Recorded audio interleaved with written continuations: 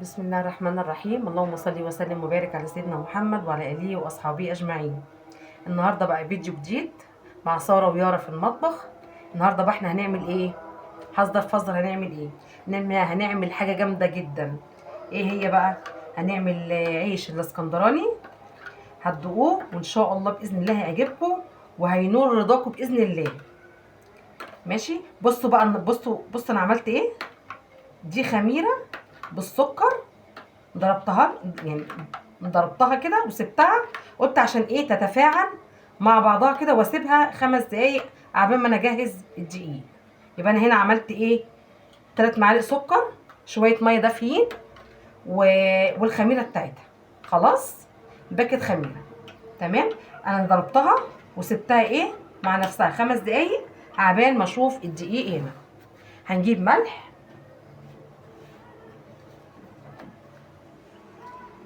ملح كده زي رشه كده بين ايدينا كده.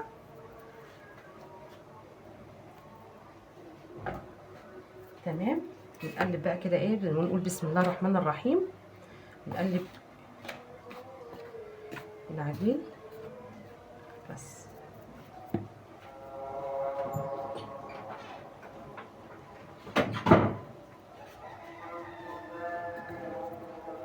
احنا النهارده هنعجن العيش الاسكندراني بتاعنا. دقيق وميه دافيه وخميره والسكر بتاعه وشويه زيت. خلاص، هنعمل كده بقى ونشوف احنا هنا ليه عملنا الخميره. انا هوريها لكم. بصوا الخميره عامله ازاي. بصوا، بصوا الخميره هنا عامله ازاي. بصوا عامله ايه. بصوا اهي، ريم ابيض. حتى اخدتوا بالكم من الريم ده؟ الريم ده يعني الدليل على ان الخميره الحمد لله بسم الله ما شاء الله كويسه ونشطه، ما هياش وحشه. احنا بنعملها التست ده كده لوحدها. انت بتجربي الخميره اذا كانت وحشه ولا فاسده او يعني او حلوه. تمام. يلا، الريم ده معناه ان احنا ايه؟ عجينتنا كويسه. يلا بقى نحط الخميره. بسم الله الرحمن الرحيم.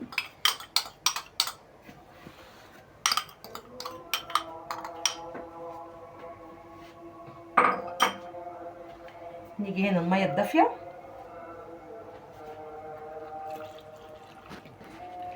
ما تنسوش ان احنا حطينا الملح. تمام. الزيت مش هنحطوه دلوقتي، لما نلم العجينه ان شاء الله.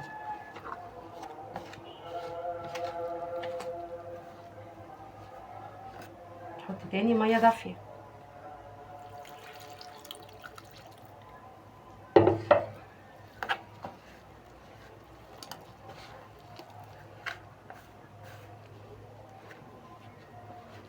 ونعجن بقى يا ست الكل عجنه جميله كده. الناس اللي عندها كبه بقى ممكن تحط كل ده كده في الكبه. انا بقى بحب اعمل على ايدي. ليه؟ عشان الناس اللي ما عندهاش كبه تعرف تتصرف. ما تقولش لا انا ما عنديش كبه يبقى انا مش هعرف اعمله. لا يا حبيبه قلبي، هتقومي تعمليه. اهو، هنحط رشه ميه، رشه بسيطه لما نعوز ناخده. رشه بسيطه ميه ونعجن.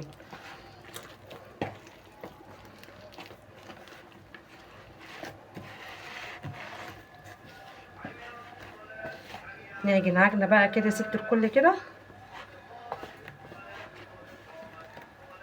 نحط برضو شويه ميه.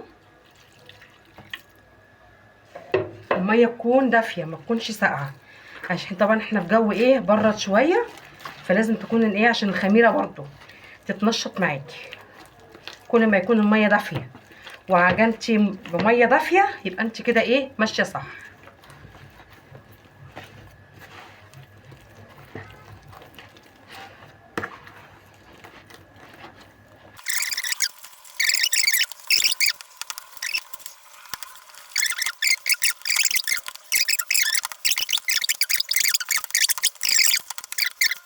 هنيجي هنا نحط شويه زيت، زي نص كوبايه زيت.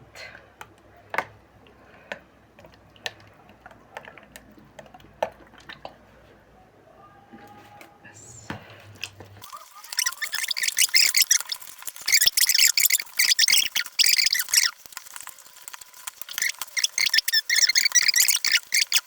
بصي تحفه والله تحفه. بصي عامله ازاي وفصلت عن الكروانه. بصي ازاي، ده دليل قاطع على انك انت ماشيه صح، انت كده ماشيه صح.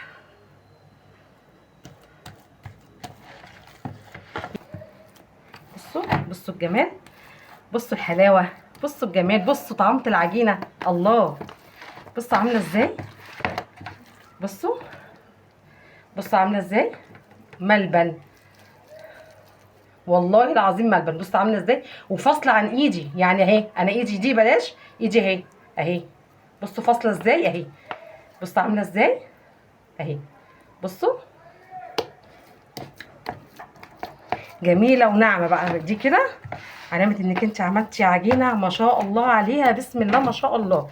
الف هنا والف شفا على كل اللي ياكل يا حبايبي. يلا بينا. بصوا عامله ازاي اهي. هنحطها بقى ايه، حطها كده بقى تخمر. حطوها في مكان دافي تخمر علشان خاطر من ايه، نسرع عمليه الخمر. وهرجع لكم.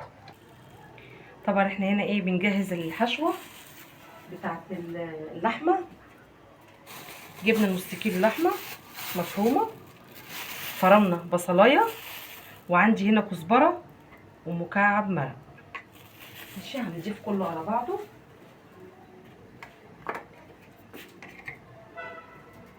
نحط كده المكعب،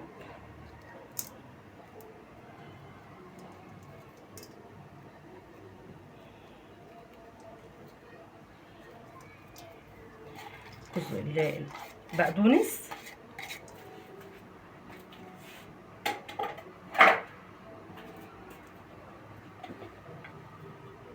رشه فلفل اسمر،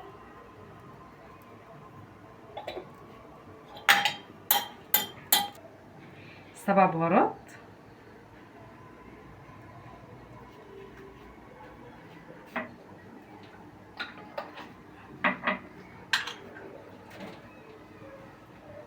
رشه كزبره،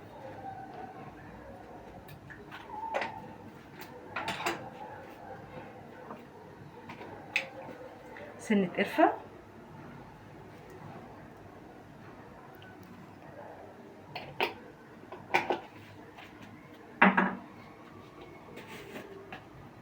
الملح بتاعنا،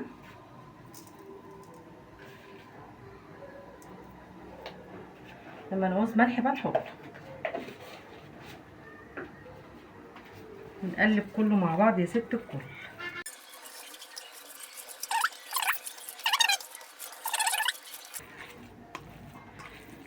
اهو دعكناها كده كلها مع بعض. حطينا حزمة بقدونس، خرطنا بقدونس عليها، مكعب مرقة، حطينا ايه تاني، فكروني ايه تاني. وحطينا بصلايه مبشوره، وملح وفلفل اسمر وسنه قرفه وسبع بهارات ورشه كزبره. بصوا بقى الصينيه دي، بص احنا مخرطين طماطم، خرطنا فلفل، هناخده كده هنا جزء كده حبه، وهنا حبه. بصي بقى هو ايه، ان الفلفل ده بارد مش سبايسي. انت عايزه تحطي فلفل سبايسي حطي، ده بيرجع لكم انتوا. بتحبوا الحامي حطي، ما بتحبوش الحامي ما تحطيش. احنا هنا يعني ما بنحبش الحامي، فانا ما حطيتش سبايسي بصراحه، فاستكفيت بالفلفل البارد ده. اهي بصوا بقت كلها زي العسل.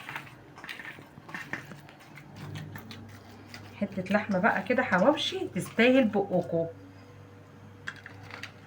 زي العسل.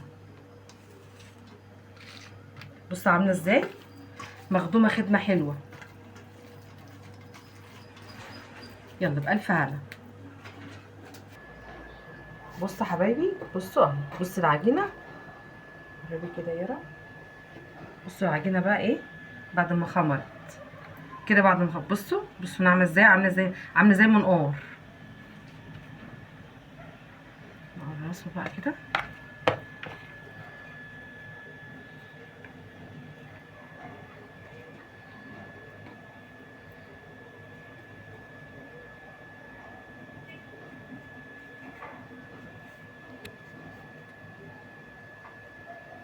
طبعا العجينه بالطبيعي بتلزق كده،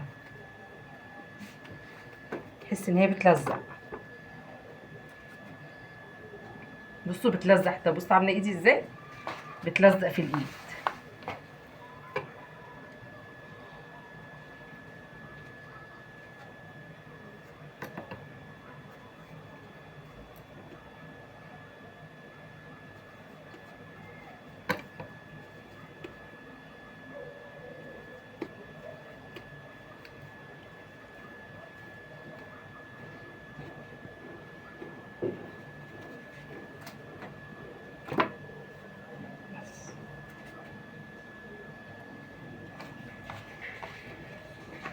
ريحه الخبيز في البيت يا جماعه والله ما يهمكم التعب اللي احنا بنشوفوه، ريحه الخبيز في البيت لوحده متعه.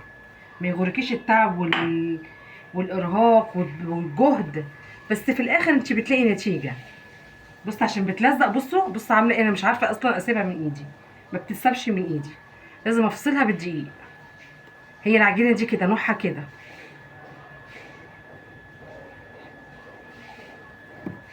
قومي الجدعاني واعملي، واملي البيت خير، والله املي البيت خير. ريحه الخبيث في البيت اصلا خير ونعمه. ربنا يديكم الصحه والعافيه ويحسن دايما ما بين ايديكم.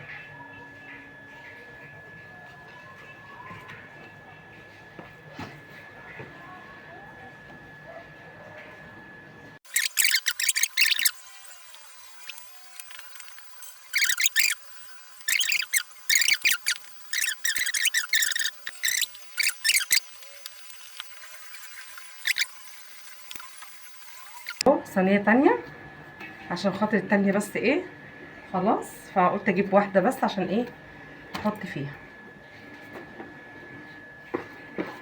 كده. خلاص العجين ما شاء الله عليه، ما شاء الله والله العظيم يا جماعه تحفه والله، هتجربوه مش هتندموا.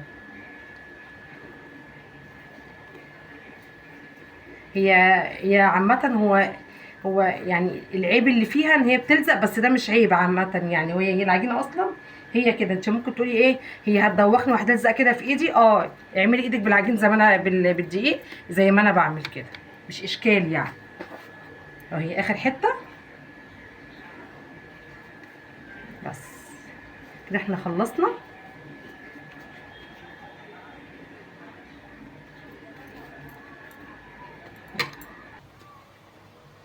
بص يا حبيبي، انا هنا بقى عندي بقى هفرد كده خلاص بقى الدقيق بقى هفرده. طبعا انا هنا جهزت اللحمه، وانا هنا عندي دقيق عشان هفرد بيه، والتوبينج بتاعه معايا حبه البركه، معايا سمسم، معايا ميه نحط عليها معلقه عسل، معلقه سكر. انا ما عنديش عسل اسود، فانا احط معلقه سكر وبدوبها واروح فرشه بيها الوش. هوريها لكم دلوقتي. عندك عجله كده زي دي كده، الله في الفرد جميله. نشيل بقى كده، طب نشيل الميه دي دلوقتي؟ طبعا احنا كده مش عايزينها دلوقتي، لما نيجي للتوبينج هنبقى نوريها لكم نعمل ايه.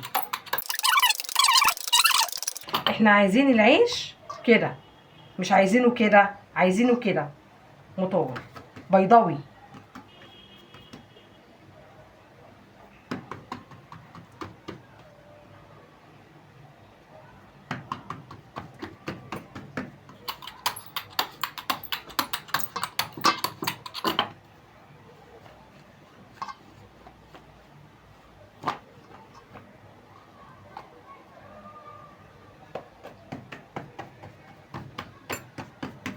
بصوا بقى عشان هي ملبن مش مستحمله.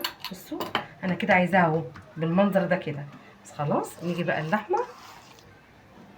على فكره يا جماعه انا بحب اشتغل بايدي قوي قوي قوي، عشان بس الناس اللي ممكن تعلق وتقول لك شغاله بايديها. انا بحب والله العظيم اشتغل بايدي. انا ما اعرفش البس كلافز واشتغل بيه، ما بحسش بمتعه الاكل. لازم انا احس كده بمتعه الاكل كده واحساسي بايدي فيه. قبل بقى كده ما نقفل نعمل عندنا هنا حبه طماطم نحطهم، تمام.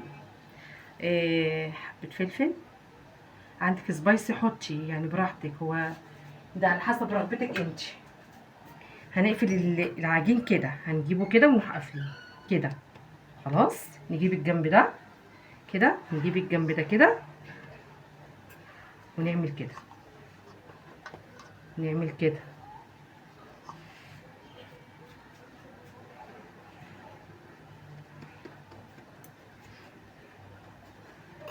نجيب بقى صينيه.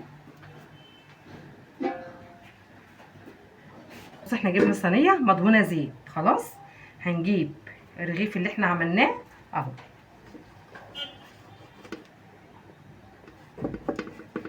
اهو ماشي. هنعمل بقى ايه؟ ممكن نعمله كده، نجيب الميه اللي هي فيها السكر او العسل ايا كان. خلاص ونعمل كده. هي فايدتها ايه بقى الميه ام عسل او الميه ام سكر دي؟ ان هي بتديكي لون جميل للعجينه من فوق، حمرة كده وشكلها جميل كده واللون الذهبي الحلو. ده الفايده. غير ده وده كمان، انت لما تيجي تحطي التوبينج بتاعها كده اهو، تبصي تلاقي ايه؟ خلاص ثبت عليها. ليه؟ عشان مش هيقع هو كده منه، عشان انت اصلا عاملاها ايه؟ بالميه والسكر وثبتيها كده في العجين. بصوا بقى المنظر تحفه يا ناس، جميله خرافه. نكمل عليه بقى. هنعمل في الرغيف التاني.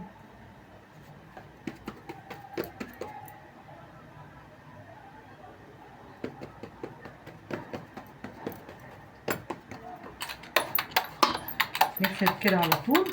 هو والله فرد مسافة 10 دقايق ربع ساعة انت خلصتي عيش الحواوشي ما شاء الله عليكي في ربع ساعة نص ساعة. عشان يعني ما تعتقديش ان الموضوع مرهق عليا وهقف وهعمل وعجين وخبيز. اطلاقا والله العظيم الموضوع سهل جدا يا جماعة، والله ما فيهوش اي حاجة. نجيب هنا اللحمة،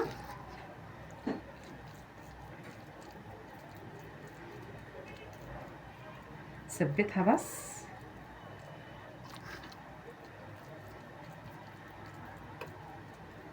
نجيب هنا حبة طماطم زي ما انا وريتكم اول مرة.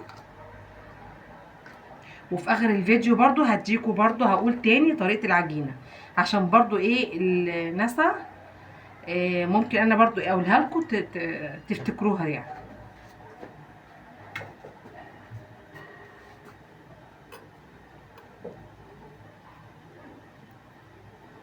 متنسوش اللفة بتاعتها هي كده، وبعدين بنجيبها كده. خلاص نبرم بقى ونبطط كده، وبعدين نجيب الطرف ده كده، الطرف ده كده هنبرم كده. انك بصي بتلفي حاجة بسيطة جدا اهي اهو.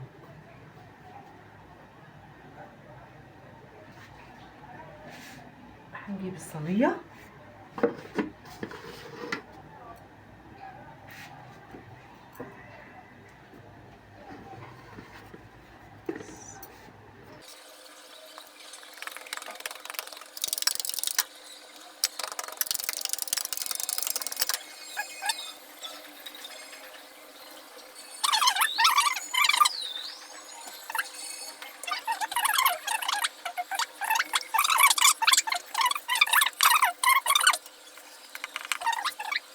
نجيب المية ونعمل كده.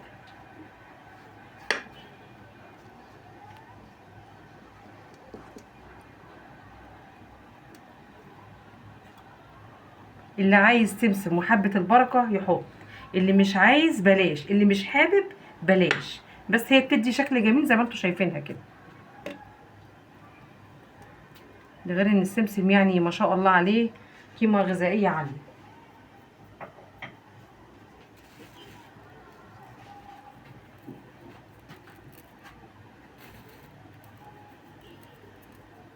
بصوا المنظر يا جماعة والله تحفة، انا نفسي مبهرة بيه، مبهرة. يلا يعني انت لو جبتيه من بره هتجيبيه بكام؟ فكرتي كده وقلتي انا لو جبت من بره مخدوم الخدمة دي مش هتلاقيه، مش هتبقى زي خدمة ايدك انت. هنحطه بقى كده في الفرن. نعمل برضو الصينية التانية.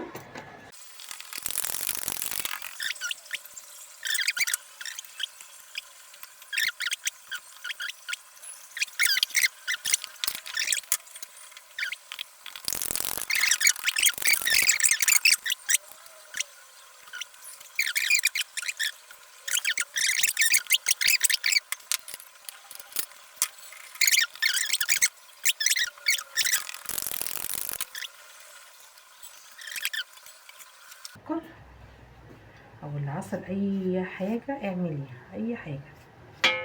خلاص نحطهم بقى ونخبز على درجه حراره 180 190، يحمر تحت وفوق، وبلاش الشوايه.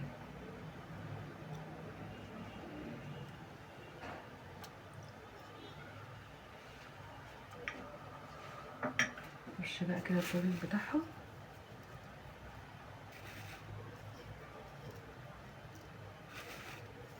ده كمان حبة عيش بلحمة هتدعيلي عليهم، لو جربتيه مرة هتدعيلي، بس ادعيلي دعوة حلوة. هتقولي يا سارة والله تسلم ايدك. اقول لك يا حبيبتي الف هنا والف شفا على كل اللي ياكل بصحة وعافية. ما شاء الله ما شاء الله. والعجينة والله العظيم يا ولاد جميلة جميلة، العجينة خرافة والله يا جماعة. منظرها اصلا تتاكل نية. بصوا بصوا المنظر ما شاء الله. الف صحة والف عافية على كل اللي ياكل. بصوا حبايبي ده العيش بعد ما اتخبز. بصوا بصوا المنظر. بصوا عامل ازاي. بصوا العجينة. بصوا. تعالوا نفتح واحد تاني.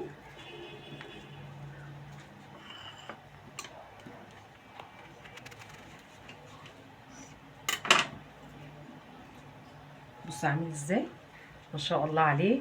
وعجينة بصوا اسفنجية، عجينة خطيرة. بصوا العجينة عاملة ازاي، مش ناشفة ولا اي حاجة، طرية والله العظيم وملبن. بصوا عاملة ازاي. الف هنا والف شفا على كل اللي ياكل منها. احنا عملنا كمان معاها كمان سلطة الطحينة. عملناها ازاي، جبت قرن فلفل سبايسي، حطيته في الكبة، ملح وفلفل اسود وشوية كمون ورشة كزبرة وضربتها.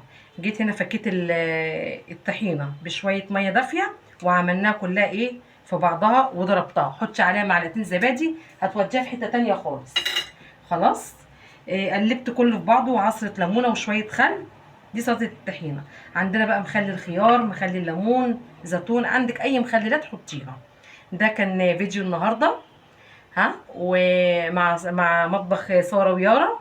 والف هنا والف شفا على كل اللي ياكل ويدعي لي بس دعوه حلوه. والله ما هتندموا لو انتوا جربتوه، زي العسل والله العظيم وزي الفل.